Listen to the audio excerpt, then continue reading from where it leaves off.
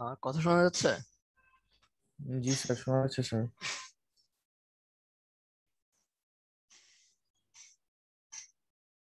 Recording in আচ্ছা, তো progress. আজকে থেকে আমরা অফিসিয়ালি ক্লাস শুরু করব। তো আগের দিন তো আমরা বলেছিলাম যে কন্টিনিউয়াস টাইম আর ডিসক্রিট টাইম সিগন্যালের জিনিসটা কি। তো আরেকবার যদি ই করি, কন্টিনিউয়াস টাইম সিগন্যাল হচ্ছে যে সিগন্যালটা ইন্ডিপেন্ডেন্ট ভ্যারিয়েবলের সব ভ্যালুর জন্য ডিফাইন্ড। দ্যাট ইজ, আমরা যদি বলি একটা কন্টিনিউয়াস টাইম সিগন্যাল হচ্ছে এক্স অফ টি, তাহলে এই এক্স অফ টি টি এর সব ভ্যালুর জন্য, that is T belongs to minus infinity two plus infinity, এই সব ভ্যালুর জন্য এক্স অফ টিটা ডিফাইন্ড হইতে পারে। সে কিছু কিছু পয়েন্টে জিরো, বাকি পয়েন্টে নন জিরো, বাট সে সব ভ্যালুর জন্য ডিফাইন্ড হবে। যেমন এক্স অফ টি যদি আমরা বলি একটা সিগন্যাল হচ্ছে 2 sin 2πt plus E to the power minus 40 0.40 cos 3πt, এরকম কিছু একটা যদি বলি, তো এই সিগন্যালটা আমরা বলবো কন্টিনিউয়াস। ঠিক আছে? তো আর ডিসক্রিট সিগন্যাল হচ্ছে যে ইন্ডিপেন্ডেন্ট ভ্যারিয়েবলের ইউজুয়ালি ইন্টিজার ভ্যালুতে ডিফাইন্ড হয়। ঠিক আছে? নন ইন্টিজার ভ্যালুতে তার কোনো, সেটা আনডিফাইন্ড থাকে। যেমন আমরা একটা ই যদি বলি এক্স অফ এন, ঠিক আছে, তো এটা হচ্ছে মানে ডিসক্রিট আর কন্টিনিউয়াস আলাদা করা হয় এইভাবে নোটেশন দিয়ে। কন্টিনিউয়াস হলে এরকম প্যারেনথেসিস দিয়ে লেখা হয়, আর ডিসক্রিট হলে এরকম স্কোয়ার ব্র্যাকেট দিয়ে লেখা হয়। ঠিক আছে? এটা এটা কনভেনশন। তো ডিসক্রিট সিগন্যালটা আপনার কি বলে যে এই এন এর সাম স্পেসিফিক ভ্যালুর জন্য বা ডিসক্রিট ভ্যালুর জন্য হচ্ছে এক্সটেন্টটা ডিফাইন্ড থাকে। নর্মালি সেটা N equals to 0, plus minus 1, plus minus 2 ইত্যাদি ভ্যালুতে ডিফাইন্ড থাকে। বাকি সব ভ্যালুতে সেটা আনডিফাইন্ড। যেমন আমি যদি একটা সিকোয়েন্স আঁকি, ধরেন 0-তে সিগন্যালের ভ্যালু হচ্ছে 1, 1-এ ভ্যালু হচ্ছে 2, 2-তে ভ্যালু হচ্ছে আবার 1, 3-তে ভ্যালু হচ্ছে ধরেন -1, এরকম। তো এই সিগন্যালটা, হ্যাঁ, এই সিগন্যালটা হচ্ছে একটা ডিসক্রিট সিগন্যাল। তো এইখানে দেখেন তার ভ্যালু 0, 1, 2, 0, 1, 2, 3, এই চারটা এন এর এই চারটা ভ্যালুতেই সে কেবলমাত্র নন জিরো, আর বাকি এন এর বাকি ইন্টেজার ভ্যালুতে সে জিরো, আর নন ইন্টেজার ভ্যালুতে সে হচ্ছে আনডিফাইন্ড। অর্থাৎ আমি যদি আপনাকে বলি এক্স 1.5 এর ভ্যালু কত, তাহলে সে হবে আনডিফাইন্ড। ঠিক আছে? যদি এটা ডিসক্রিট হয়। বাট সেম জিনিসটাই যদি আমি একটা কন্টিনিউয়াস সিগন্যালের জন্য একে দেখাই, আমি যদি আপনাকে বলি একটা কন্টিনিউয়াস সিগন্যাল এরকম,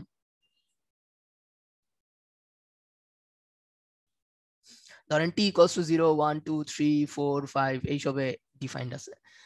এখন তাহলে যেহেতু এটা কন্টিনিউয়াস, তাহলে এটাকে সব ভ্যালুতেই ডিফাইন থাকা লাগবে। সো এইটার ভ্যালু, এই যে ইন্টারমিডিয়েট পয়েন্ট গুলাতে এইটার ভ্যালু হচ্ছে 0, এই পয়েন্ট গুলাতে এর ভ্যালু হচ্ছে 0, আর বাকি এই যে আপনার 0, 1, 2, 3, 4, 5 এইসব ভ্যালুতে এটার ভ্যালু নন জিরো, আর বাকি সব ভ্যালুতে 0। বাট ডিসক্রিট হইলে সেটা কিন্তু এইসব ভ্যালুতে আনডিফাইন্ড থাকবে। আমার কথা কি বোঝা গেছে? মানে ধরেন এক্স অফ 1.5 হচ্ছে 0, কারণ এটা কন্টিনিউয়াস, তো তারে হচ্ছে সব ভ্যালুতে ডিফাইন থাকা লাগবে। আর এক্স 1.5 সে হচ্ছে আনডিফাইন্ড ওই ভ্যালুতে। ঠিক আছে? এটা হচ্ছে ডিসক্রিট আর কন্টিনিউয়াসের মধ্যে পার্থক্য। তো এখন কোশ্চেন হইতে পারে যে এই ডিসক্রিট সিগন্যাল গুলো আসলে আসে কোত্থেকে। তো ডিসক্রিট সিগন্যাল গুলো আসে হচ্ছে যদি ধরেন আমরা এমন কিছু সোর্স নিয়ে কাজ করি যেই সোর্স গুলা ইনহেরেন্টলি ডিসক্রিট। যেমন ধরেন কোন একটা দেশের পপুলেশন, তো আমরা যদি কোন একটা দেশের পপুলেশন নিয়ে কাজ করি, যদি ধরেন যে ইয়ারলি পপুলেশন নিয়ে কাজ করি, তাহলে 2004-এ একটা 14-এ ধরেন একটা পপুলেশন নাম্বার পাবো, 2015-এ একটা পাবো, তারপর 2016-এ একটা পাবো, এরকম করে আমরা যদি প্লট করি তাহলে ওইটা হচ্ছে একটা ডিসক্রিট সিগন্যালের দিবে আর কি। ঠিক আছে? যদিও এখানে এই ইন্টারমিডিয়েট স্টেপ গুলাতে পপুলেশন যে জিরো তা না, এমন না যে 2014 সালের মাঝখানের যে টাইম পিরিয়ড, এখানে কিন্তু পপুলেশন জিরো না, সিম্পলি আমরা ওই জায়গায় পপুলেশনটা কাউন্ট করি নাই। ঠিক আছে? সো তার মানে এই জায়গায় আসলে পপুলেশনটা মানে আমাদের এই সিগন্যালের জন্য আনডিফাইন্ড, জিরো না। কথা বুঝছেন? এটা কি বোঝা গেছে কি জি বলছি? স্যার। আরেকটা সোর্স আছে যেটা নিয়ে অ্যাকচুয়ালি আমরা ম্যাক্সিমাম টাইমে কাজ করব, সেটা হচ্ছে যদি আমরা কন্টিনিউয়াস টাইম সিগন্যালকে স্যাম্পলিং করি। কন্টিনিউয়াস টাইম সিগন্যালকে আমরা স্যাম্পলিং করে আমরা হচ্ছে ডিসক্রিট টাইম সিগন্যাল বানাইতে পারি। তো এইটা নিয়ে আমরা ডিটেইলসে যখন স্যাম্পলিং করব তখন আলোচনা করব। আপনারা হয়তো এমনিতেও হচ্ছে পড়ে আসছেন, একটু হইলেও লিনিয়ার সিস্টেমসে পড়ে আসছেন যে স্যাম্পলিং আসলে কি করে। স্যাম্পলিং কিছুই না, ধরেন আপনার এরকম একটা কন্টিনিউয়াস টাইম সিগন্যাল আছে, আপনি জাস্ট স্যাম্পলিং করে এটার কয়েকটা ভ্যালু নিবেন। ধরেন এই পয়েন্টে একটা ভ্যালু নিলেন, এই পয়েন্টে একটা ভ্যালু নিলেন, এই পয়েন্টে ভ্যালু নিলেন, এই পয়েন্টে এইগুলা নিলেন, এইগুলা নিয়ে আপনি একটা ডিসক্রিট টাইম সিগন্যাল বানাইলেন। এটাই হচ্ছে স্যাম্পলিং করা। ঠিক আছে, জাস্ট কন্টিনিউয়াস অরিজিনাল সিগন্যালটা থেকে আপনি কিছু স্যাম্পল নিবেন। মানে লাইক আমরা যখন একটা গ্রাফ প্লট করি,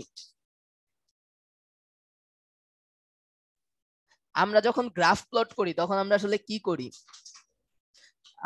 যে কোনো আপনারা ইন্টারমিডিয়েটে ম্যাথমেটিক্স এর ল্যাবে যখন গ্রাফ প্লট করতেন তখন কি করতেন, এখানে এক্স এর বিভিন্ন ভ্যালু বসাইতেন, তার জন্য করেসপন্ডিং ওয়াই এর ভ্যালু বসাইতেন, বসায় এখানে পয়েন্ট বসাইতেন, বসায় দেন কি করতেন, পয়েন্ট গুলা যোগ করে দিতেন। যোগ করার আগ পর্যন্ত ওইগুলা ছিল একটা ডিসক্রিট সিগন্যাল। ঠিক আছে, যোগ করার পরে সেটা হয়ে গেছে কন্টিনিউয়াস কার্ভ। কথা বোঝা গেছে? তো এই যে আমরা যে একটা করে এক্স এর ভ্যালুতে একটা করে ওয়াই পাচ্ছি, ওইগুলো হচ্ছে একটা স্যাম্পল, ওইগুলাকে বলা একটা স্যাম্পল। তো ওইটাও কাইন্ড অফ স্যাম্পলিং। তো ওইখানে যদি আপনারা খেয়াল করে দেখেন, যেমন এইখানে একটা জিনিস দেখেন, আপনি ইচ্ছা মতো স্যাম্পলিং নিলে কিন্তু অরিজিনাল সিগন্যালটার শেপ থাকবে না। যেমন ধরেন আমি একটা স্যাম্পল নিলাম এরকম, আমি এই পয়েন্টে একটা স্যাম্পল নিলাম আর এই পয়েন্টে একটা স্যাম্পল নিলাম, নিয়ে আমি জাস্ট দুইটা স্যাম্পল পাইলাম, একটা হচ্ছে এই জায়গায় আর একটা এই জায়গায়। এখন দেখেন এইটার শেপ যে এইরকমই হবে এটা কিন্তু আপনি বলতে পারেন না, কারণ এটা শেপ এইরকমও হইতে পারে, এটা শেপ এইরকমও হইতে পারে, এটা শেপ এইরকমও হইতে পারে, আপনি কিন্তু জানেন না যে কেমন হবে। সো স্যাম্পল নেওয়ারও একটা মানে আপনি কত ঘর পর পর বা কতগুলা স্যাম্পল নিবেন একটা টাইম ইন্টারভ্যালে, সেইটার উপর ডিপেন্ড করবে যে আপনি অরিজিনাল সিগন্যালটার ক্যারেক্টারিস্টিক্স খুঁজে পাচ্ছেন কিনা স্যাম্পল গুলার মধ্যে। যেমন ধরেন আমি যদি এই স্যাম্পলটারই মোটামুটি এরকম কয়েকটা স্যাম্পল নেই, তাহলে কিন্তু আমি অরিজিনাল সিগন্যালটা বের করতে পারবো, কারণ এটা আমি দেখাইতে পারবো যে এটা সামহাও এরকম ভাবে এখান থেকে এখানে বাড়বে, তারপরে উঠবে উঠবে উঠবে, দেন নামতে শুরু করবে। ঠিক আছে, সো কতগুলা স্যাম্পল আমি একটা সার্টেন টাইম ইন্টারভ্যালে নিব তার উপরও ডিপেন্ড করবে যে আমি অরিজিনাল যে সিগন্যাল ছিল কন্টিনিউয়াস টাইম, সেইটার ক্যারেক্টারিস্টিক্স আমি এই স্যাম্পল গুলার মধ্যে পাবো কিনা। কারণ যদি আমি এই স্যাম্পল গুলার মধ্যে অরিজিনাল সিগন্যালের ক্যারেক্টারিস্টিক্স না পাই, আমার অরিজিনাল সিগন্যালের ইনফরমেশন যদি স্যাম্পল গুলার মধ্যে নষ্ট হয়ে যায়, কিছু ইনফরমেশন নষ্ট হবেই। ঠিক আছে, কারণ এখান থেকে এখানে গেলে কিছু ইনফরমেশন নষ্ট হবেই, but minimum amount of information যেন আমি ওখান থেকে বের করে আনতে পারি, যাতে সরি মিনিমাম বলেছি মানে কি বলে মানে রিডান্ডেন্সি বাদ দিয়ে, হ্যাঁ, আমি যেন ইনফরমেশনটা পাস করতে পারি ডিসক্রিট টাইম সিগন্যালের মধ্যে। সো এই কারণে যেটা করা হয় যে একটা মানে থিওরেম আছে, ওই থিওরেম অনুযায়ী স্যাম্পলিংটা করা হয়, যে আমি কত ঘর পর মানে কত টাইম পর পর স্যাম্পলিং করব সেটার রিলেটেড একটা থিওরেম আছে, সেটাকে বলে নাইকুইস্ট থিওরেম, নাইকুইস্ট শ্যানন থিওরেম অ্যাকচুয়ালি। তো এটা আমরা দেখব যখন আমরা স্যাম্পলিং করব ডিটেইলসে। বাট নাইকুইস্ট শ্যানন থিওরেম আপনাকে শুধু বলে দেয় যে আপনার যদি আপনি অরিজিনাল সিগন্যালটার ক্যারেক্টারিস্টিক্স আপনার স্যাম্পল গুলোর মধ্যে পাইতে চান, বা আপনি যদি স্যাম্পল গুলা থেকে অরিজিনাল সিগন্যালে যেতে চান, তাহলে আপনার স্যাম্পলিং ফ্রিকোয়েন্সি বা স্যাম্পলিং ইন্টারভ্যাল কেমন হইতে হবে সেটা আমরা নাইকুইস্ট শ্যানন থিওরেম থেকে পাই আর কি। তো এটা আমরা যখন এই স্যাম্পলিং চ্যাপ্টার পড়বো তখন দেখব। তো এই পর্যন্ত কারো কোনো কোয়েশ্চেন আছে?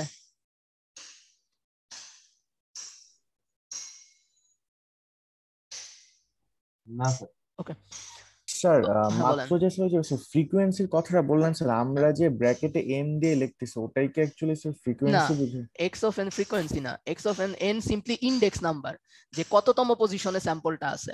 ঠিক আছে, আমরা দেখব একটু পরেই দেখব যে এন এন দিয়ে আসলে ইন্ডেক্স নাম্বারটা কিভাবে রিপ্রেজেন্ট করে। ঠিক আছে, যেমন এক্স অফ টি, টি কি এখানে ফ্রিকোয়েন্সি, টাইমিং টাইম টাইম ভ্যালুটা, তাই না, কত টাইমে সিগন্যালের ভ্যালু কত। আর এক্স অফ এন হচ্ছে, এনটা হচ্ছে ইন্ডেক্স, কত ইন্ডেক্সে বা কততম স্যাম্পলের ভ্যালু কত। যেমন আমি যদি একটা করি, দাঁড়ান আমি এখনই এটাতে আসতেছি।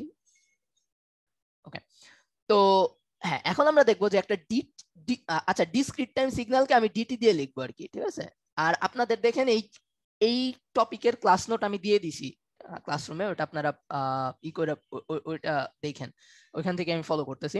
তো ডিটি আমি ডিটি লিখবো আর কি, ডিসক্রিট টাইম হইলে, আর সিটি মানে হচ্ছে কন্টিনিউয়াস টাইম। সো এই অ্যাব্রিভিয়েশনটা মনে রাখেন। তো ডিটি সিগন্যালের রিপ্রেজেন্টেশনের অনেকগুলো ওয়ে আছে, ঠিক আছে? মানে আমরা আসলে একটা ডিসক্রিট টাইম সিগন্যাল কিভাবে রিপ্রেজেন্ট করব, আমি যখন লিখবো যে এটা একটা ডিসক্রিট টাইম সিগন্যাল, তো সেটাকে কিভাবে রিপ্রেজেন্ট করব। তো আগেই বলছি ডিসক্রিট টাইম সিগন্যাল হচ্ছে সাম সিকোয়েন্স, ঠিক আছে? যে ইন্ডেক্সের ভ্যালু 0 1 2 3, তো 0তম ইন্ডেক্সে ভ্যালু কত, ফার্স্ট ইন্ডেক্সে ভ্যালু কত, সেকেন্ড ইন্ডেক্সে ভ্যালু কত, থার্ড ইন্ডেক্সে ভ্যালু কত। তো আপনি এটাকে চিন্তা করতে পারেন যে এই সিগন্যালের 0th স্যাম্পলের ভ্যালু কত, বা এই সিগন্যালের ফার্স্ট স্যাম্পলের ভ্যালু কত, এই সিগন্যালের সেকেন্ড স্যাম্পলের ভ্যালু কত।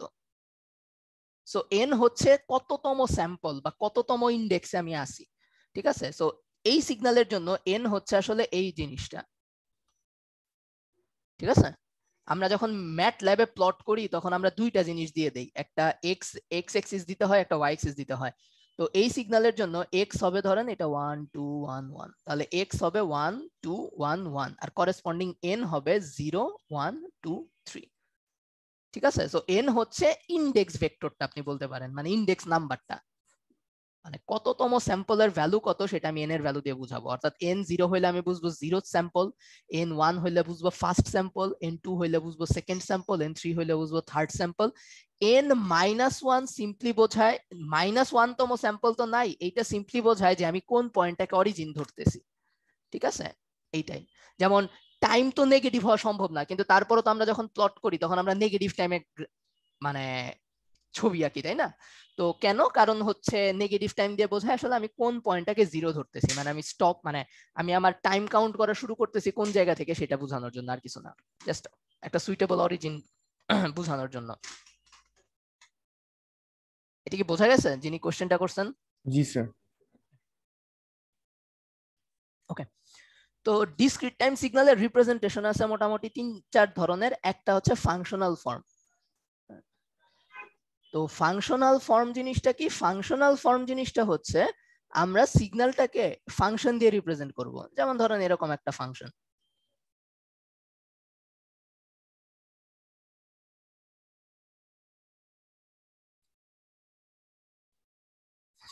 তো এইভাবে আমরা রিপ্রেজেন্ট করতে পারি। তো এই সিগন্যালটা দেখতে কেমন হবে দেখেন, সে -2 আর 2 এর মধ্যে ডিফাইন, মানে n স্কয়ার, আর বাকি সব ভ্যালুতে 0। তাহলে আমরা এইটাকে যদি আমরা প্লট করি তাহলে কিভাবে প্লট করব? এটাকে যদি আমরা প্লট করি তো আমরা ভ্যালু বের করি, n 0 হইলে x অফ n কত, n 0 হইলে x অফ 0 কত হবে বলেন তো? 0 স্কয়ার, দ্যাট ইজ 0। n এর ভ্যালু +-1 হইলে x +-1 সেটা কত? +-1 স্কয়ার, দ্যাট ইজ 1। সো 0 তে ভ্যালু 0, +1 এ 1, -1 এ 1, n ইকুয়ালস টু +-2 তে ভ্যালু কত? x +-2 +-2 square, that is 4। So 2 তে ভ্যালু 4, আচ্ছা নিচে আঁকি।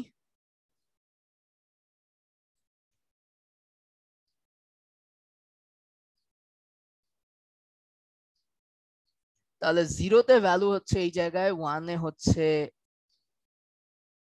1, এটা হচ্ছে -1, এটা হচ্ছে 4, এটাই হচ্ছে মাইনাস, হ্যাঁ বলেন 158। স্যার এইখানে 1 এর ভ্যালুতে স্যার 1 স্কয়ার কেন হলো স্যার? এটা এই যে আমার 0 সিগন্যালটা হওয়ার কথা। ডিফাইন করো কিভাবে? মাইনাস, এই সিম্বলের মানে কি? মাইনাস n এর ভ্যালু কি কি হইতে পারবে? n এর ভ্যালু -2 আর 2 এর মধ্যে যে কোনো ইন্টিজার হইতে পারবে। ও আচ্ছা, জি স্যার বুঝছি। তাহলে -2 আর 2 এর মধ্যে ইন্টিজার আছে কি? 0 আছে, +-1 আছে, +-2 আছে, আর কেউ তো নাই। জি স্যার বুঝছি। ঠিক আছে? সো ওইগুলা হইলে এটা হবে n স্কয়ার, আর বাকি সব জায়গায় 0, আর এই জায়গায় সব জায়গায় 0। ঠিক আছে? সো এটা হচ্ছে সিগন্যালটা, হ্যাঁ, এটা 1 1 4 4। তো এইভাবে আমরা ফাংশনাল ফর্মে লিখতে পারি আর সিগন্যালটাকে এভাবে প্লট করতে পারি। তো এখন একটা সমস্যা আছে যে সব সময় আমি সব সিগন্যালের এরকম সুন্দর ফাংশন পাবো না। ঠিক আছে? যেমন গতদিনই বলছিলাম যে ধরেন আমার যদি একটা স্পিচ সিগন্যাল থাকে, ওইটা অনেক ওইখানে অনেক ইরেগুলার শেপ থাকে, তো ওইগুলার তো আসলে ফাংশনাল ফর্মে লেখা সম্ভব না। তো আরেকটা অল্টারনেট ওয়ে আছে, সেটাকে বলে হচ্ছে সিকোয়েন্স ফর্ম। হ্যাঁ,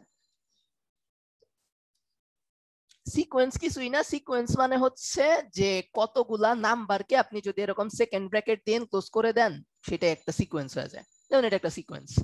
ঠিক আছে, এগুলাকে বলে সিকোয়েন্স আর কি।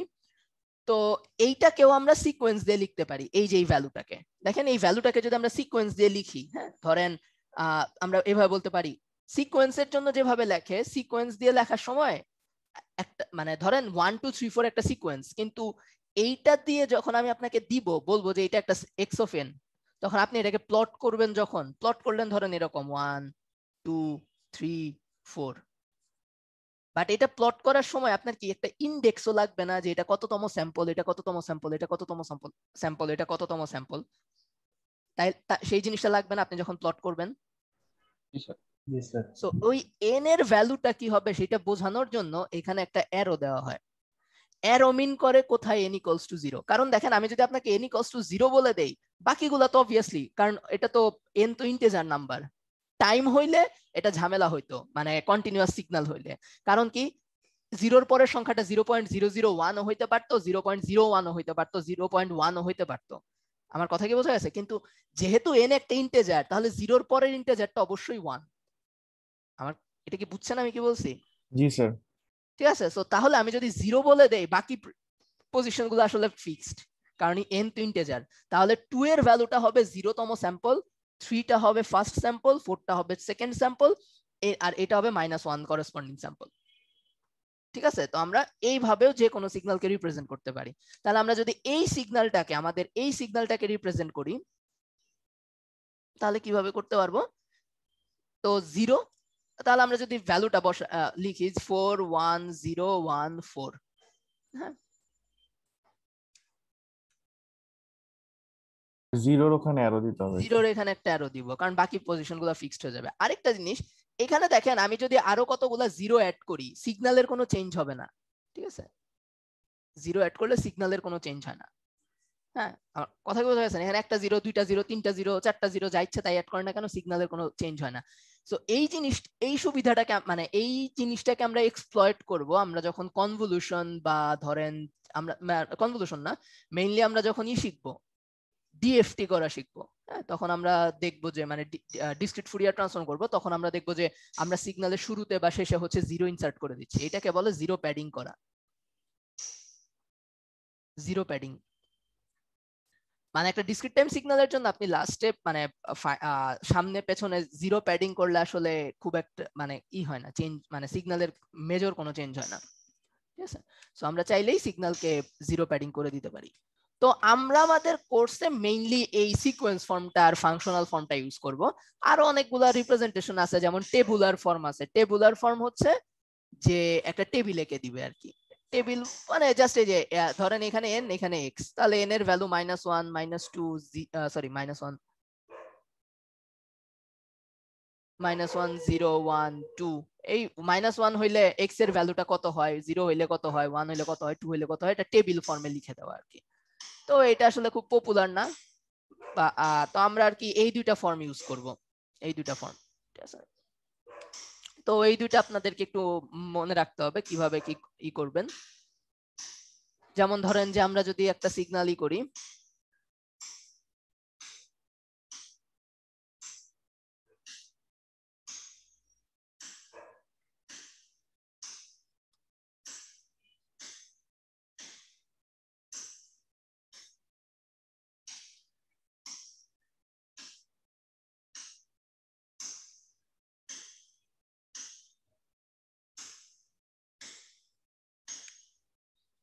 তো এখানে দেখেন আমরা যদি x অফ n এর এই ভ্যালু বের করতে চাই, তাহলে কি হবে, -2 থেকে 1 সরি -2 থেকে -1 দিই, -2 থেকে -1 পর্যন্ত এটা হচ্ছে 2n - 1। তাহলে আমরা এখানে একটা কাজ করি, আমরা লিস্ট করে ফেলি n এর কি কি ভ্যালুর জন্য এটা মানে নন জিরো, -2 -1 0 1 2, তো করেসপন্ডিং x অফ n। তো এটা দেখেন যখন এটা n -2, তখন x অফ n কত, এই ফাংশনটা ইউজ করব, সেটা কত আসে -5। n যখন -1 তখনও এই ফাংশন ইউজ করব, সেটা কত আসবে -3। n যখন 0 তখন আমি এই ফাংশনটা ইউজ করব, তার জন্য ভ্যালু হচ্ছে 0। n যদি হয় 1 তাহলে এই ফাংশন ইউজ করব, তার জন্য আসবে 1। n যদি হয় 2 তার জন্য ইউজ করব 4। তাহলে এই সিগন্যালটাকে যদি আমি এইভাবে লিখতে চাই তাহলে আমার সিগন্যালটা দাঁড়াবে -5 -3 0 1 4 এভাবে। ঠিক আছে? জি স্যার। আর করেসপন্ডিং ইন্ডেক্স ভেক্টরটা হচ্ছে -2 -1 0 1 2। সো হ্যাঁ বলেন। স্যার সিগন্যালটা লেখার সময় এক্স অফ এন যখন লিখতেছি তখন আমি সিকোয়েন্সিয়াল ফরম্যাট কি অলওয়েজ সেকেন্ড ব্র্যাকেট দিয়ে লিখব? বুঝি নাই কোথায়। স্যার এই যে এক্স অফ এন যেটা লিখলাম এই -5 -3 0 হ্যাঁ 1 হ্যাঁ হ্যাঁ হ্যাঁ, এটা এই ইয়ে লিখতে হয়, মানে সেকেন্ড ব্র্যাকেট বা কার্লি ব্রেস বলে, এটার এই ব্রেসের মধ্যে লিখতে হয়। ঠিক আছে? বাট এটাকে অনেক সময় আমি এইভাবেও লিখবো, কারণ যে ম্যাটল্যাবের নোটেশন অনুযায়ী ল্যাবে পড়ানোর সময় ম্যাক্সিমাম টাইমে এইভাবে লিখবো, কারণ ম্যাটল্যাবে তো আসলে সেকেন্ড ব্র্যাকেট দিয়ে লেখে না, ওখানে হচ্ছে থার্ড ব্র্যাকেট দিয়ে লেখে ভেক্টর বোঝানোর জন্য। এইগুলাকে আপনারা 1D ভেক্টরও চিন্তা করতে পারেন, মানে ম্যাটল্যাবের নোটেশনে এগুলাকে আমরা বলতে পারি 1D ভেক্টর বা ভেক্টর। অ্যাকচুয়ালি ভেক্টর মানে 1D, সেটা হচ্ছে ভেক্টর। ঠিক আছে? এগুলাকে আমরা ভেক্টরও বলতে পারি, মানে vector is nothing but a list of numbers. ঠিক আছে? সো এগুলাকে একটা নাম্বারের লিস্ট।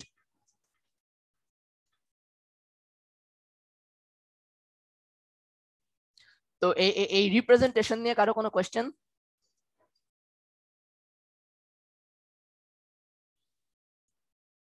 ওকে, আচ্ছা এবার আমরা দেখব কিছু এলিমেন্টারি ডিসক্রিট টাইম সিগন্যাল যেগুলো আমাদের খুব কাজে লাগবে। এক নাম্বারটা হচ্ছে ইউনিট ইম্পালস।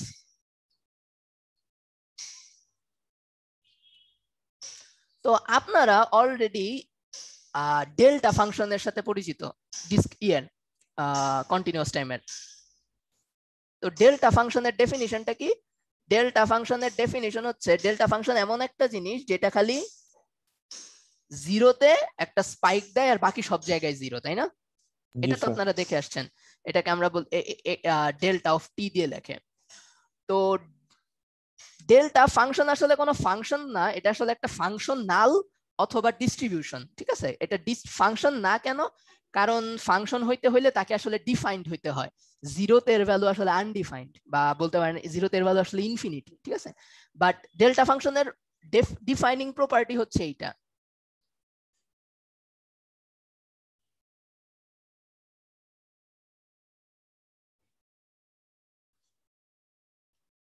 অর্থাৎ ডেল্টা ফাংশন দিয়ে আপনি যে কোনো ফাংশনকে গুণ করে যদি ইন্টিগ্রেট করেন তাহলে আপনি ডেল্টাটা স্পাইকটা যে পয়েন্টে ওই পয়েন্টের ভ্যালু পাবেন। ঠিক আছে? এটা ডেল্টা ফাংশনের প্রপার্টি। তো এটাকে বলে shifting property. Just delta function সব মানে শিফট করা মানে ছাকুনি, মানে ছাকনি দিয়ে আমরা কি করি, মানে ধরেন যে কি বলে বিভিন্ন মানে ছাকা হয়, এখানেও সেম। জাস্ট সে করে কি, যে পয়েন্টে ডেল্টা আছে ওই পয়েন্টে ফাংশনের ভ্যালুটাকে ছেকে বের করে নিয়ে আসে। এই জন্য এটাকে বলে শিফটিং প্রপার্টি। আর ডেল্টা ফাংশনের আন্ডারের এরিয়া হচ্ছে 1।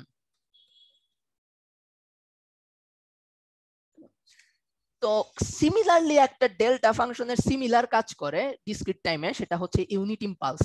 বাট এইখানে ডেফিনিশনটা আর একটু ইজিয়ার।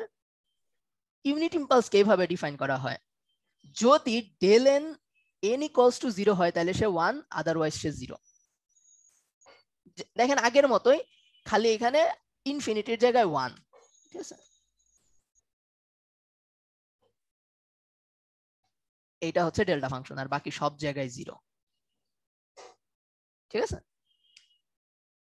আচ্ছা আচ্ছা, এখানে যেহেতু আমরা সিকোয়েন্স নিয়ে কাজ করতেছি, আমরা আচ্ছা এটা পরে যাই। আর ডেল্টা n মাইনাস এটাকে বলে শিফটেড ডেল্টা। তো শিফটেড ডেল্টাটা কি হবে?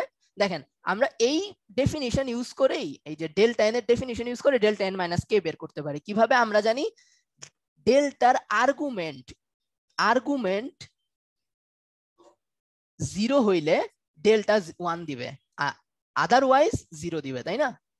আর্গুমেন্টটা 0 হইলে 1 দিবে, অন্য সব জায়গায় আর্গুমেন্ট নন 0 হইলে 0 দিবে। ঠিক আছে?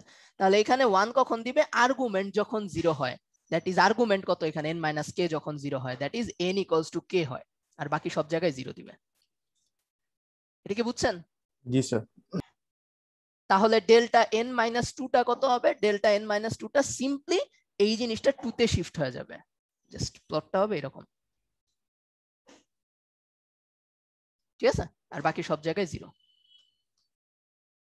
ঠিক আছে? জি স্যার। আর কে ডেল্টা এন মানে ডেল্টা এন কে কে দিয়ে মাল্টিপ্লাই করা মানে ডেল্টা এন এর স্ট্রেংথ বাড়ায় দেওয়া, মানে এখানে ইউনিট ইম্পালসে ডেল্টা এন এর স্ট্রেংথ হচ্ছে 1, সো তাকে যদি কে দিয়ে গুণ দেন তাহলে স্ট্রেংথটা কে গুণ হয়ে যাবে, তো কে ইন্টু 1 কে আর কে ইন্টু 0 তো 0ই, ঠিক আছে? তার মানে 2 ডেল্টা এন সমান হচ্ছে 2 if n equals to 0 otherwise 0, ঠিক আছে?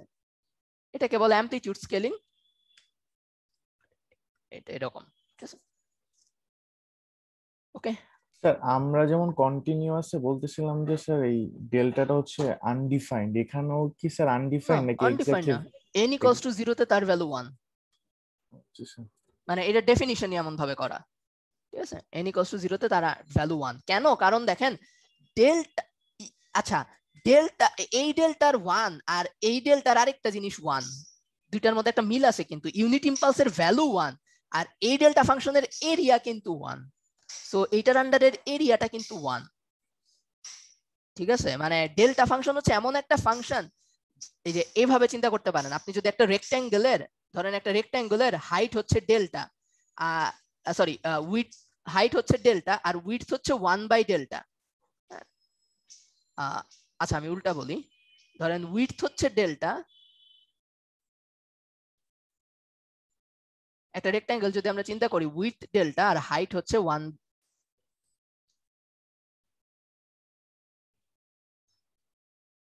1/ডেল্টা, তাহলে এখন একটা জিনিস দেখেন তো, এই ফাংশনটাকে, এই রেক্ট্যাঙ্গেলটাকে যদি আমি এই ডেল্টা ফাংশন বানাইতে চাই তাহলে আমার উইডথটা কি টেন্ডস টু 0 হইতে হবে না?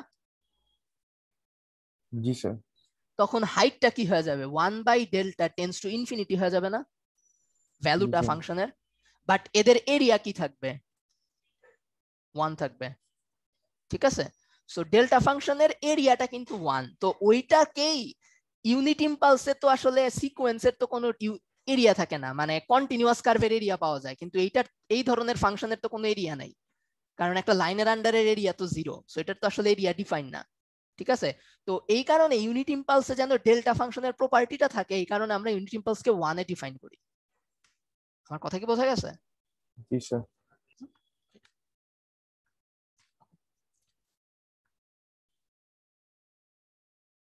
আচ্ছা, সিমিলারলি কন্টিনিউয়াস টাইমে একটা সিগন্যাল ছিল, সেটার নাম ছিল স্টেপ ফাংশন।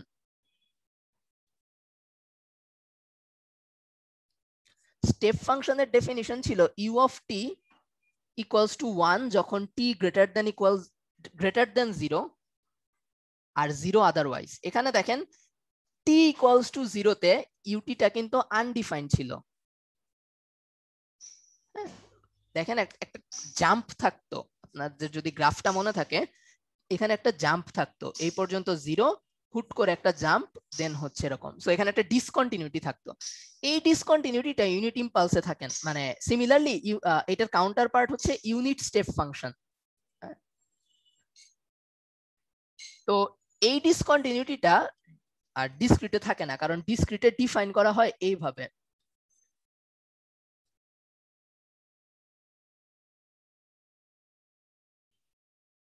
ঠিক আছে? সো এখানে ইকুয়াল দেওয়া নাই, এখানে একটা ইকুয়াল দেওয়া আছে, এই ইকুয়াল দেওয়ার কারণে ইউনিট স্টেপ ফাংশনটা এখন আর ডিসকন্টিনিউয়াস নাই, এটা এরকম কন্টিনিউয়াস হয়ে গেছে, 0 এর পর থেকে এটা 1 দিবে খালি,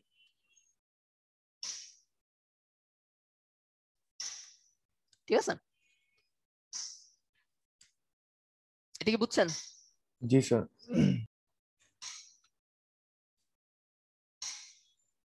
ও তাহলে u of n minus n naught কত?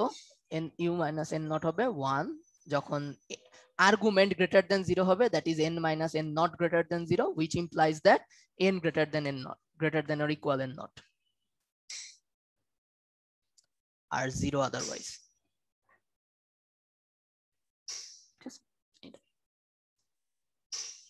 জাস্ট এই জিনিসটা 0 পয়েন্টটা শিফট হয়ে যাবে, এই 0 পয়েন্টটা শিফট হয়ে যাবে। যেমন আমরা যদি একটা প্লট করি, ধরেন u of n minus u of n minus 10 বের করতে চাই আমরা, তাহলে ইউ অফ এন তো আমরা জানি 0 থেকে শুরু হবে, 0 এরকম করে চলতে থাকবে।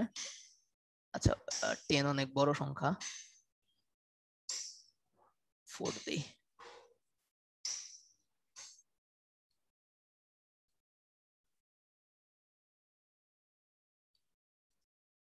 আর n মাইনাস 4 কি, সিম্পলি এই জিনিসটা 0টা 4 এ শিফট হয়ে যাবে, এটারও কিন্তু চলতে থাকবে এখানে। ওকে, এবার আমি যখন দুটাকে বিয়োগ করে দিব, দেখেন একটা জিনিস, দুইটা সিগন্যালের মধ্যে 4 এর পরের জিনিসগুলা কিন্তু সেম, তাই না? জি স্যার, 3 এর পরে পার্থক্যটা 0 0 1 2 3, তাহলে এই সিগন্যালটা আসলে হবে এরকম 1 1 1 1, এইটা হবে 0 পয়েন্ট। ঠিক আছে, মানে এটাকে যদি আমি প্লট করি, বিয়োগ ফলটা হবে এরকম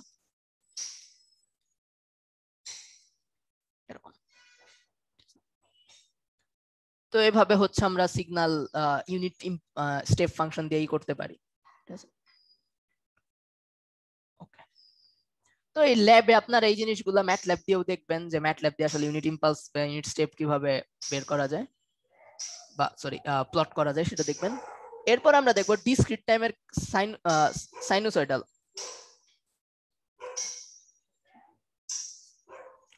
তো ডিসক্রিট টাইমের সাইনোসয়েডালও আপনার ওই কন্টিনিউয়াস টাইমের মতো এরকম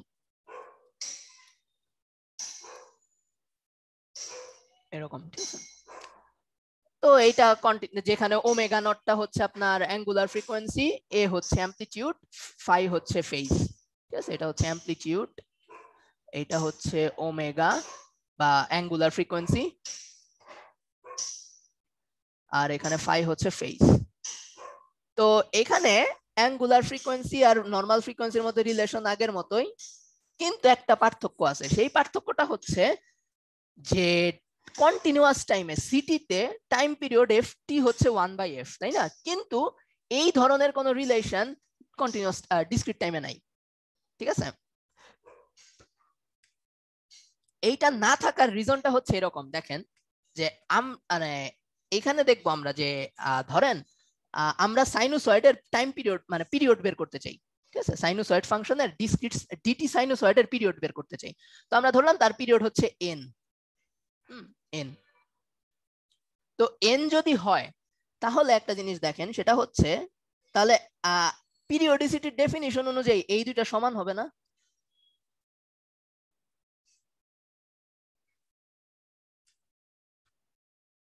মানে কোন ফাংশনের পিরিয়ড n হওয়া মানে কি, তার সাথে n যোগ করলে গ্রাফ দুটো সেম আসবে। যেমন একটা sin t, ধরেন x অফ t হচ্ছে sin t, sin ধরেন কত 2π t বা 2π/3t। হ্যাঁ, তো এর সাথে যদি আমি 2π যোগ করি, হ্যাঁ, তাহলে আমি সেম সাইন কার্ভই পাবো, তাই না? কারণ কি, সাইন কার্ভের পিরিয়ড হচ্ছে 2π। বোঝা যাচ্ছে আমার কথাটা? জি স্যার। মানে পিরিয়ড n মানে কি, যে আপনি যদি পুরো জিনিসটাকে n সংখ্যক ঘর সরাই ফেলেন, তারপরেও আপনি সেম সিগন্যাল দেখতে পারবেন, ওটাকে বলে পিরিয়ড। যেমন ধরেন একটা সাইন কার্ভ, এটাকে আমি এই লেংথে দেখলে যে রেজাল্ট পাবো, এটাকে আমি এই লেংথে দেখলে একই রেজাল্ট পাবো। ঠিক আছে, কারণ এটার পিরিয়ড হচ্ছে 2π। সো আমি একে 2π, যদি আমি এই 2π সরাইও ফেলি, হ্যাঁ, আমার অরিজিন যদি 0-র বদলে আমি 2π তেও সেট করি, তাহলে আমার সিগন্যালের কোনো চেঞ্জ হবে না। এটাকে বলে পিরিয়ডিক সিগন্যালের প্রপার্টি, মানে এটা মানে পিরিয়ডিক সিগন্যাল আর কি ডেফিনিশন। তার মানে কোন একটা ডিটি সাইনোসয়েডের পিরিয়ড যদি হয় n, তাহলে তার অরিজিন 0-তে থাকা যে কথা, অরিজিন n এ থাকা একই কথা। ঠিক আছে, তো তাহলে আমাদের অরিজিনাল সিগন্যালটা x অফ n কি ছিল? x অফ n ছিল a sin omega not n plus phi. তাহলে x of n plus n কত হবে? জাস্ট n এর বদলে n প্লাস n বসাই দিব।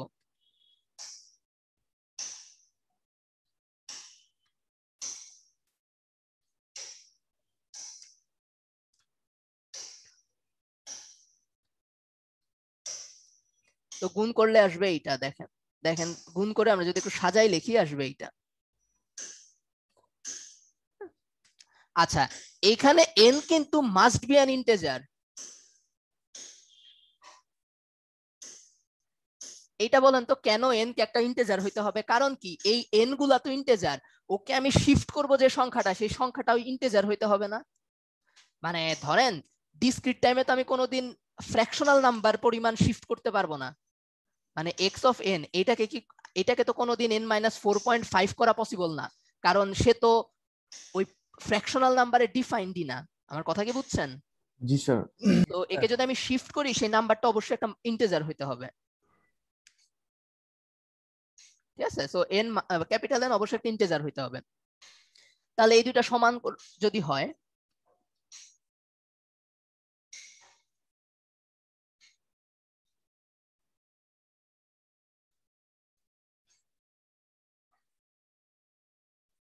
এরকম। আচ্ছা, তো এই জিনিসটা হইতে হইলে ওমেগা নট এন কে অবশ্যই 2 পাই এর মাল্টিপল হইতে হবে। এটা কেন হইতে হবে কেউ বলতে পারবেন?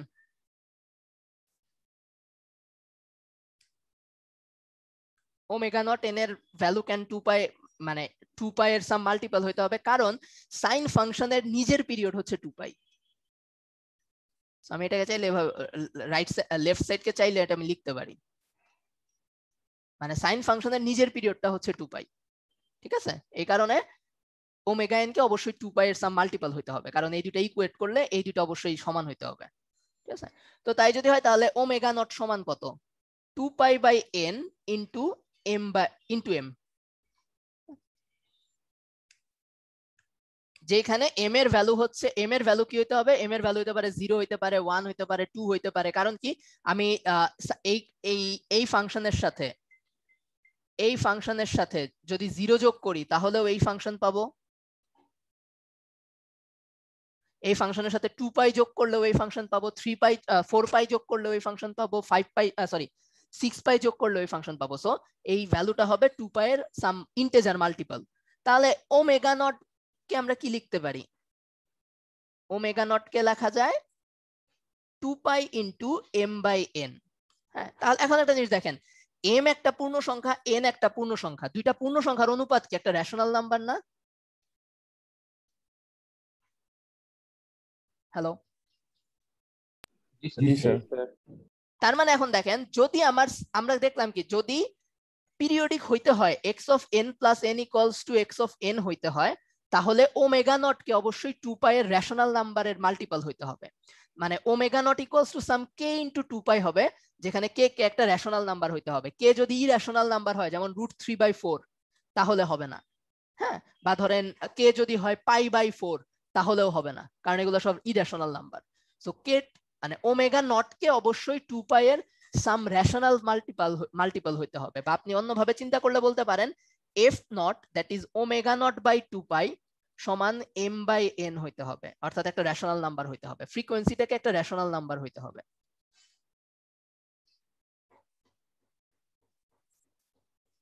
ঠিক আছে? আর ওই রেশনাল নাম্বারের হরটাই হবে আমার পিরিয়ড, ঠিক আছে, বা ফান্ডামেন্টাল পিরিয়ড যদি আমরা বলি। কথা বুঝছেন? জি স্যার। সো এটা কিন্তু কন্টিনিউয়াস টাইমের সাথে একটা পার্থক্য। কেন? কারণ কন্টিনিউয়াস টাইমে আমরা এরকম কোনো রিলেশন দেখি নাই। কন্টিনিউয়াস টাইমে যে কোনো ফ্রিকোয়েন্সির সাইন কার্ভ নেই না কেন, সেটা হবে কি বলে পিরিয়ডিক হবেই। যেমন আপনি a sin √3πt নেন না কেন, সেটাও পিরিয়ডিক হবে। আবার a sin ধরেন 2t নেন না কেন, এটাও পিরিয়ডিক হবে, কারণ t নিজে হচ্ছে কন্টিনিউয়াস। সো তার ভ্যালুটা একটা সার্টেন রেঞ্জের মধ্যে যে কোনো ভ্যালু হইতে পারে, সো সে এই পুরো জিনিসটাকে পিরিয়ডিক বানায় ফেলে। কিন্তু ডিসক্রিট টাইমে n যেহেতু একটা ইন্টিজার ভ্যালু ছাড়া আর কোনো ভ্যালু নিতে পারে না, এই কারণে এই পার্থক্যটা আসে আর কি, ঠিক আছে? সো ওমেগা, সো আমি যদি আপনাকে বলি যে একটা সাইন কার্ভ দেওয়া আছে, একটা ডিসক্রিট, আগে থেকে আপনি বলতে পারবেন না এটা পিরিয়ডিক হবে কি হবে না, ঠিক আছে? এটা আগে থেকে বলা সম্ভব না, তো আপনি চেক করতে হবে আর কি এটা। যেমন আমরা যদি এই ফাংশনটাই চেক করি, ধরেন এই ফাংশনটা, এটা পিরিয়ডিক কিনা যদি চেক করি, তাহলে এখানে ওমেগা নট কত, এটাকে যদি আমরা এই ফর্মের সাথে কম্পেয়ার করি, তাহলে ওমেগা নট হচ্ছে 2, তো এফ নট হচ্ছে omega not by 2 pi, that is 2/2 pi 1/পাই। এটা কি রেশনাল নাম্বার? না স্যার। রেশনাল নাম্বার না, সো এটা পিরিয়ডিক সিগন্যাল না। ঠিক আছে, এটা আমরা ইনফ্যাক্ট ল্যাব মানে ম্যাট ল্যাবে যখন প্লট করে দেখবো তখন দেখবো এটার কোনো পিরিয়ডিসিটি নাই। আমরা নেক্সট ক্লাসে ম্যাট ল্যাবে প্লট করে দেখবো না। আচ্ছা, আর পিরিয়ডিক সিগন্যাল হইলে পিরিয়ড কিভাবে বের করব? এটা তো এইটা পিরিয়ডিক কিনা চেক করবো কেমনে? এটাকে জাস্ট আমরা এই ফর্মের সাথে কম্পেয়ার করি। এ বা ফাই এর উপর পিরিয়ড ডিপেন্ড করে না, সো এ বা ফাই এর ভ্যালু যা ইচ্ছে তাই হোক, আমার পিরিয়ড বের করতে এটা কাজে লাগবে না। সো ওমেগা নট হচ্ছে 7π/9 কম্পেয়ার করলে, তাহলে এফ নট কত? এফ নট হচ্ছে omega not by 2π। So 7π/9 divided by 2π, pi pi কাটা 7/18। ওকে, এটা কি রেশনাল নাম্বার? জি স্যার। তার মানে এটা পিরিয়ডিক, ঠিক আছে। আর এই রেশনাল নাম্বারের হর কত? 18, তাহলে এটার পিরিয়ড হচ্ছে 18। ওকে, এটা কি বুঝছেন? জি স্যার। আর যদি দুইটা সিগন্যাল থাকে, হ্যাঁ ধরেন দুইটা পিরিয়ডিক সিগন্যাল দুইটা পিরিয়ডিক সিগন্যাল আছে, বা দুইটা সিগন্যাল আছে আর কি, দুইটা সাইনুসয়েড আছে, ওমেগা 0 আর ওমেগা 0 1n, তাহলে এই যোগফলটা পিরিয়ডিক হবে বা বিয়োগফল হইতে পারে। যোগ বা বিয়োগফল পিরিয়ডিক হবে যদি ইন্ডিভিজুয়ালি তারা পিরিয়ডিক হয়। হ্যাঁ ধরেন এইটাও পিরিয়ডিক এটাও পিরিয়ডিক, তাহলে এদের যোগফল পিরিয়ডিক হবে। আর যোগফলের পিরিয়ডিক হবে এর পিরিয়ড ধরেন n1, এর পিরিয়ড ধরেন n2, তাহলে যোগফলের পিরিয়ড হবে n1 আর n2 এর লসাগু বা এলসিএম, লিস্ট কমন মাল্টিপল। ঠিক আছে, ধরেন আপনার n1 আসছে 18, n2 এর ভ্যালু আসছে ধরেন কথার কথা 14, তাহলে এদের লসাগু বের করি কিভাবে আমরা? 18,14 2 নিলে 7 8,7 আর ভাগ যায় না, সো লসাগু হচ্ছে 2 × 8 × 7, দ্যাট ইজ 126 না সরি 112। আমার কথা কি বুঝছেন? তাহলে এই ধরনের যোগফল বিয়োগফল দেওয়া থাকলে আমরা কিন্তু পিরিয়ড বের করতে পারবো আর কি। ঠিক আছে, ওকে, তো আজকে এই পর্যন্ত থাক। আমরা নেক্সট ক্লাসে হচ্ছে বাকি অংশটুকু শেষ করে ফেলবো। ঠিক আছে, আর আপনাদের ক্লাস নোটটা আমি দিয়ে দিছি, আপনারা ওটা দেখে আইছেন। তো ওই আমি ইন দা মিন টাইম আমি একটা হোমওয়ার্ক দিয়ে রাখবো, বেশি বড় হোমওয়ার্ক না, যা যা পড়াইছি এই পর্যন্ত তার উপরে একটা হোমওয়ার্ক দিয়ে রাখবো লেকচার 2 এর উপর আর কি, লেকচার 2 পর্যন্ত। তো এটা ডিউ থাকবে নেক্সট উইক। নেক্সট উইক বলতে নেক্সট উইক ধরেন 23-1 2 তারিখ আর কি ডিউ হয়তো থাকবে আর কি। ঠিক আছে, তো একটা হোমওয়ার্ক দিয়ে দিব আর কি লেকচার 2 পর্যন্ত। তো এই হচ্ছে, কারো কোনো কোশ্চেন থাকলে বলতে পারেন, আর ক্লাস এতটুকুই। যোগফল আর বিয়োগফলের এটা একটু বলবেন আরেকবার? আচ্ছা,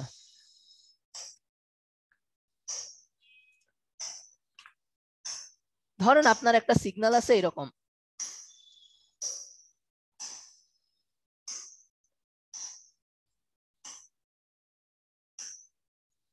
ওকে, তো এইটার ওমেগা নট কত? এইটার ওমেগা নট হচ্ছে π/15, তাহলে এইটার এফ নট কত? আমরা এটাকে নাম দেই ওমেগা নট 1, তাহলে এফ নট 1 কত? ওমেগা 0/1/2π, দ্যাট ইজ পাই পাই কাটলে 1/30, তাই না? জি স্যার। ও 1/30, তাহলে n1 হচ্ছে 30। আর এইটার জন্য ওমেগা 02, ওমেগা নট 2 কত? 2π/17, তাহলে ওমেগা 02 এর ভ্যালু কত? এটা বাই 2π হচ্ছে স্যার 1/17। সো f02 হচ্ছে 1/17, তাহলে n2 হচ্ছে 17। হ্যাঁ, তো দেখেন তার মানে ইন্ডিভিজুয়াল সিগন্যালটা, এই সিগন্যালটা 30 স্যাম্পল পরে নিজেকে রিপিট করে, এই সিগন্যালটা 17 স্যাম্পল পরে নিজেকে রিপিট করে। পিরিয়ডের ডেফিনিশন তো তাই, তার মানে এদের যোগফল পিরিয়ডিক হবে। হ্যাঁ, কারণ এরা ইন্ডিভিজুয়ালি পিরিয়ডিক। তাহলে এদের যোগফলের পিরিয়ডটা কত হবে সেটা আমরা বের করব। এখন দেখেন, ধরেন আমার কাছে আপনারা একটা ম্যাথ করতেন না বাচ্চাকালে, মনে আছে যে 3টা ঘন্টা আছে, একটা 6 সেকেন্ড পর বাজে, একটা 2 সেকেন্ড পর বাজে, একটা 4 সেকেন্ড পর বাজে। প্রবলেমটা থাকতো যে কত সেকেন্ড পর ঘন্টাগুলা পুনরায় একসাথে বাজবে। তো আইডিয়াটা কি ছিল? এ যেহেতু 2 সেকেন্ড পর পর বাজে, এ যেহেতু 6 সেকেন্ড পর পর বাজে, এ যেহেতু 4 সেকেন্ড পর পর বাজে, তাহলে লোয়েস্ট যে নাম্বারটা এদের দ্বারা বিভাজ্য হবে সেই সময় পরে সবাই একসাথে বাজতে শুরু করবে, তাই না? জি স্যার।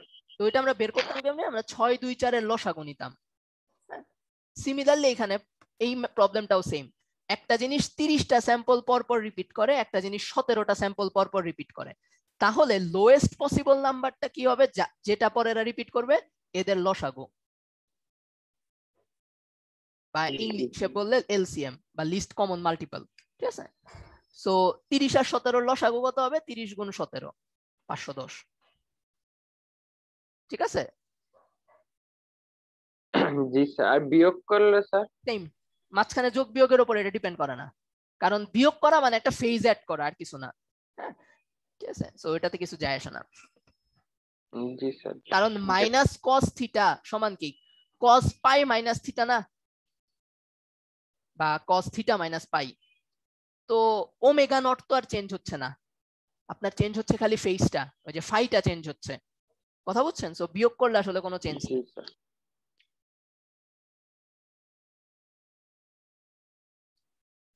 তো ক্লাস আপনাদের এতটুকুই, আপনাদের কোনো জিজ্ঞাসা থাকলে করতে পারেন, না হলে আপনাদের কি এরপরে কোনো ক্লাস আছে? জি স্যার।